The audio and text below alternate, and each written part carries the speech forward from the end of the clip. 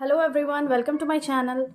So today we are going to start with question number 6 of exercise 3.3. The question है two adjacent angles of a parallelogram have equal measure. Find the measure of each of the angles of a parallelogram. तो यहाँ question में सबसे पहले parallelogram का बात हो रहा है, तो हम लोग एक रफ फिगर बनाएंगे पैरेललोग्राम का ए बी सी डी। अब क्वेश्चन में है एडजेसेंट एंगल्स, यानी कि एडजेसेंट एंगल्स क्या है, एंगल ए और angle B have equal measure, दोनों का जो एंगल होगा वो इक्वल होगा। Find the measure of each of the angles of the parallelogram. अब तो हम लोग को क्वेश्चन में इन दोनों एंगल का मेजर फाइंड करना है और सी और डी का भी, चारों एंगल का मेजर फाइंड करना है। तो हम लोग इसका सॉल्यूशन देख लेते हैं। क्वेश्चन में है two adjacent angles of a parallelogram, तो यहाँ लेट ले लेते हैं। Let the two angles of a parallelogram that is angle A and angle B be x. एक और स्टेटमेंट यहाँ पे लिख लेंगे, let A B C D be the parallelogram in which angles of parallelogram that is angle A and angle B be x। तो हम लोग यहाँ पे लिख लेंगे then angle A is equal to x and angle B is equal to x। अब since हम लोग प्रॉपर्टी पढ़ चुके हैं पैरेललोग्राम का कि adjacent angles of a parallelogram are supplementary, तो ये स्टेटमेंट हम लोग लिख लेंगे, since we know that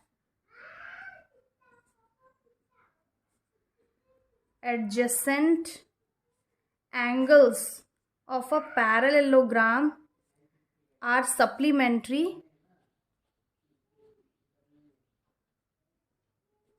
therefore angle A plus angle B is equal to 180 degree. Supplementary मतलब जब दो एंगल को हम लोग ऐड करते हैं तो जो 180 डिग्री आता है तो उसको बोलते हैं सप्लीमेंट्री एंगल। अब एंगल ए क्या है, x, और एंगल बी भी x है, is equal to 180 degree.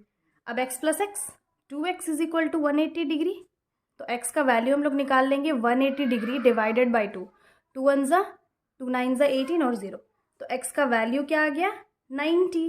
So angle A is equal to x is equal to 90 degree और angle b is equal to x is equal to 90 degree. अब since हम लोग एक और प्रॉपर्टी पढ़ चुके हैं पैरेललोग्राम में कि opposite angles are equal in a parallelogram, तो अपोजिट एंगल ए का अपोजिट है angle C. Again we know that opposite angles in a parallelogram are equal, therefore angle A is equal to angle C is equal to 90 degree and angle B किसके opposite है, angle D के opposite है, D is equal to 90 degree. hence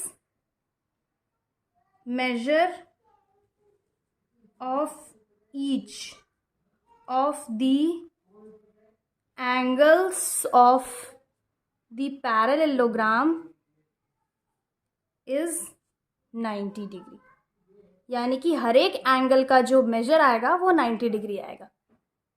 question number 7 है the adjacent figure hope is a parallelogram. इस figure के बारे में बात किया गया है, HOPE, ये एक पैरेललोग्राम है। Find the measures x, y and z, state the properties you use to find them. उसके बाद हम लोग को जो पैरेललोग्राम का प्रॉपर्टीज़ है उसको यूज़ करके x, y और z का वैल्यू फाइंड करना है। तो इसका सॉल्यूशन हम लोग देख लेते हैं। हम लोग इसको पहले फिगर को समझते हैं। फिगर में क्या है कि हम लोग को बस एक एंगल का, दो एंगल का वैल्यू दिया हुआ है, एंगल EHP और PO, इसको हम लोग x मान लेते हैं, इसका वैल्यू दिया गया है। ये एक्सटीरियर एंगल है और ये इंटीरियर एंगल है, तो इस एंगल और इस एंगल से ही हम लोग x, y, z तीनों का वैल्यू फाइंड कर लेंगे। तो सबसे पहले इसका हम लोग स्टेटमेंट देख लेते हैं। Given HOPE is a parallelogram where angle EHP इसका वैल्यू क्या दिया हुआ है 40 degree, and exterior angle that is angle POX is equal to x, हम लोग अपने से इसको नेम कर लिए हैं 70 डिग्री। सबसे पहले हम लोग को इस x का वैल्यू हम लोग को फाइंड करना है। तो इसका वैल्यू फाइंड करने के लिए हम लोग इधर देखेंगे, इसके अपोजिट साइड क्या है, ये एंगल है।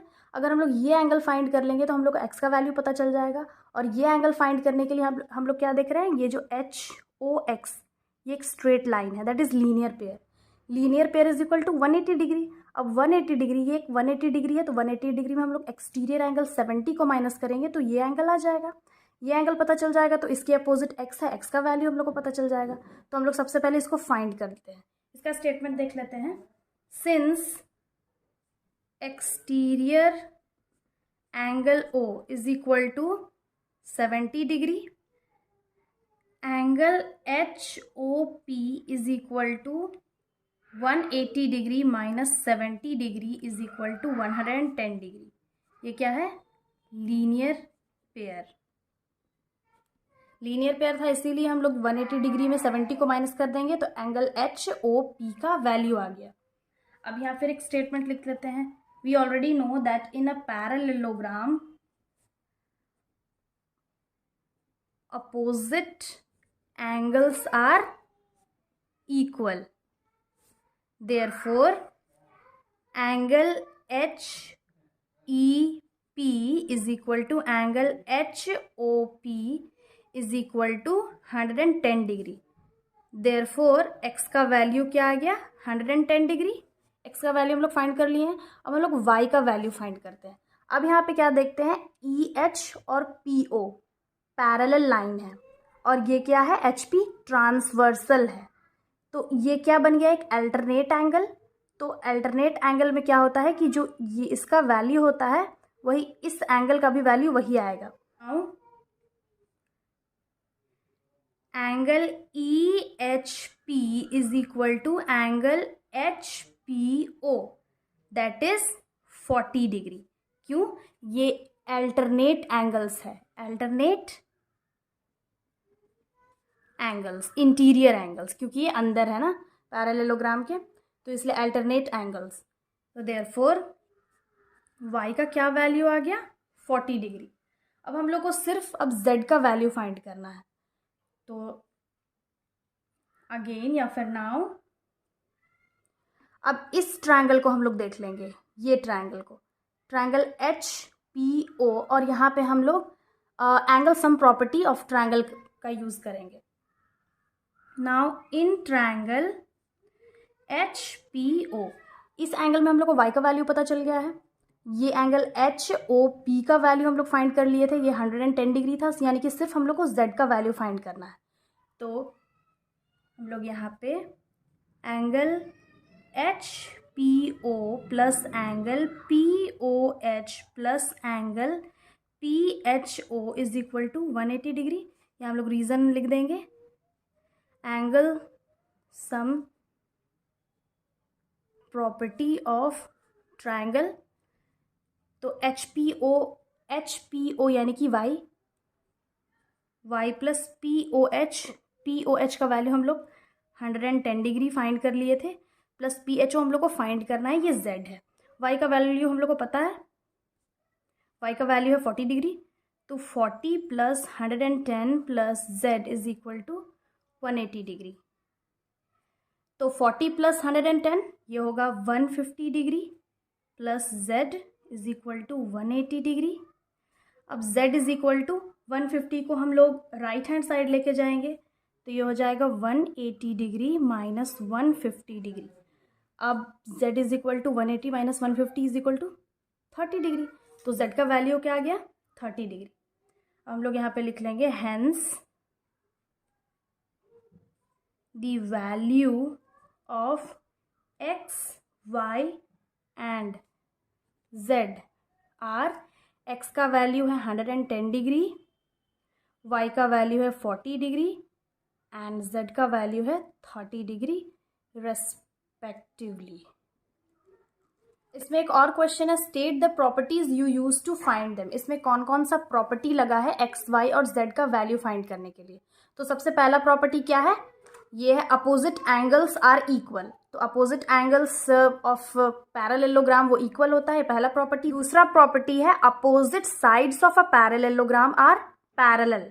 तो ये y का वैल्यू फाइंड करने के लिए वो वाला प्रॉपर्टी हम लोग यूज किए, opposite angle sides of a parallelogram are parallel. इसमें थर्ड प्रॉपर्टी क्या यूज हुआ है, जब दो साइड पैरेललोग्राम में पैरेलल होता है और थर्ड लाइन जो है वो ट्रांसवर्सल होता है, कट करता है, तो हम लोग को दो अल्टरनेट एंगल्स यहाँ पे मिलते हैं। और फोर्थ प्रॉपर्टी है sum of three angles of triangle. इस ट्रायंगल में हम लोग को z का वैल्यू फाइंड करने के लिए हम लोग ये प्रॉपर्टी यूज किया है, angle sum property of triangle. Question number 8 है, the following figures guns and runs are parallelogram, find x and y, lengths are in centimeter. ये क्वेश्चन में हम लोग को दो फिगर दिया हुआ है, GUNS और RUNS। इसमें हम लोग को x और y का वैल्यू फाइंड करना है। तो इसको भी हम लोग प्रॉपर्टी से ही सॉल्व करेंगे, जो हम लोग पैरेललोग्राम का ऑलरेडी प्रॉपर्टी पढ़ चुके हैं। जैसे ये एक पैरेललोग्राम है, ये प्रॉपर्टी तो हम लोग को पता है कि opposite sides and opposite angles are equal in parallelogram. तो बस इसी प्रॉपर्टी से हम लोग ये क्वेश्चन सॉल्व करेंगे। जैसे कि DA is equal to CB होता है, वैसे AB is equal to DC होता है। AB is equal to DC, this is equal to this and this side is equal to this side. इसी प्रॉपर्टी से हम लोग ये फर्स्ट क्वेश्चन सॉल्व करेंगे। जब ये दो डायगोनल एक दूसरे को इंटरसेक्ट करता है O पे, तो ये AO is equal to OC हो जाता है और DO is equal to OB हो जाता है। ये इसका सेकंड प्रॉपर्टी था। तो सेकंड प्रॉपर्टी से ये क्वेश्चन सॉल्व करेंगे हम लोग, सेकंड फिगर को, और फर्स्ट प्रॉपर्टी से फर्स्ट क्वेश्चन हम लोग सॉल्व करेंगे। तो फर्स्ट क्वेश्चन देख लेते हैं हम लोग। इसमें है GUNS, इसका solution, given GUNS is a parallelogram in which SG is equal to 3x दिया हुआ है और NU is equal to 18 दिया हुआ है। U is equal to 3y minus 1 है and SN is equal to क्या है, 26 है। अब सिंस वी नो दैट, हम लोग इसमें जो ऑलरेडी प्रॉपर्टी पढ़ चुके हैं उसको स्टेटमेंट में लिख लेते हैं। Opposite sides of a parallelogram are equal, therefore GU is equal to SN। तो GU क्या है, GU है 26 और SN है 3y माइनस 1। ये एक इक्वेशन बन गया है। इस इक्वेशन में अब हम लोग y का वैल्यू फाइंड कर लेंगे, इसको सॉल्व करेंगे तो इसको हम लोग इंटरचेंज कर लेते हैं। पहले इंटरचेंज का मतलब होता है जो पूरा टर्म है ना, इसको हम लोग जो लेफ्ट हैंड साइड है उसको राइट हैंड साइड लेके जाएंगे और राइट हैंड साइड को लेफ्ट हैंड साइड लेके जाएंगे, तो इसका साइन चेंज नहीं होगा। 3y minus 1 is equal to 26। अब 3y इज इक्वल टू 26, ये माइनस में है, इक्वल के उधर जाएगा तो प्लस में चेंज हो जाएगा। तो 3y is equal to 26 plus 1 27। तो y का वैल्यू आ गया 27 डिवाइडेड बाई 3, 3 9 ज़ा 27। तो y का वैल्यू क्या आ गया, 9। अब इसमें हम लोग इसका जो सेकंड होगा, अब इसमें x का वैल्यू फाइंड करना है हम लोग को। तो SG is equal to NU,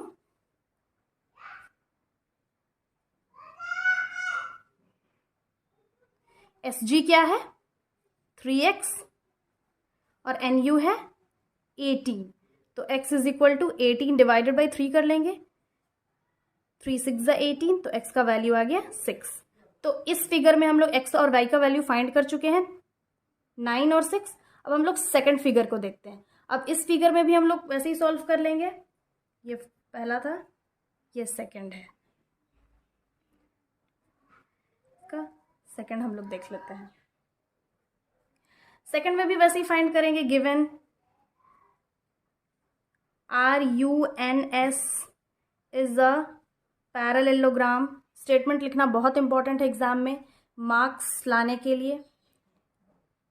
क्या है यहाँ पे हम लोग इसको ओ लिख लेते हैं, ओ पे इंटरसेक्ट कर रहा है, तो SO और OU, SO is equal to 20 है, OU is equal two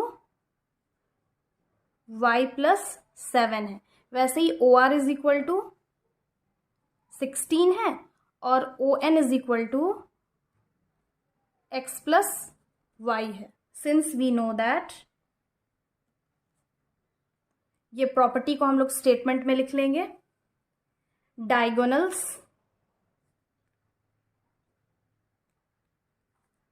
of a parallelogram, यानी कि ये diagonal of a parallelogram bisect each other.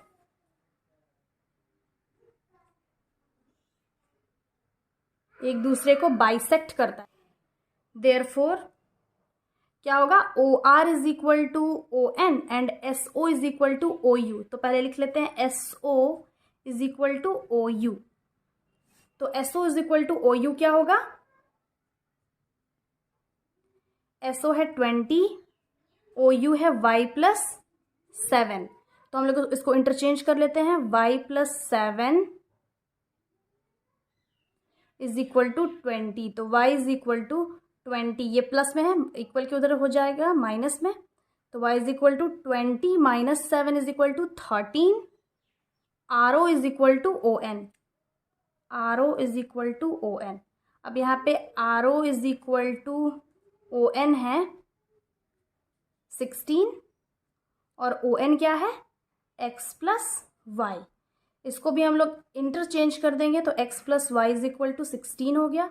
अब हम लोग इस क्वेश्चन में ऑलरेडी y का वैल्यू क्या फाइंड कर लिए थे, 13, तो x प्लस वाई की जगह हम लोग 13 पुट कर देंगे। यहाँ पे लिख देंगे पुटिंग द वैल्यू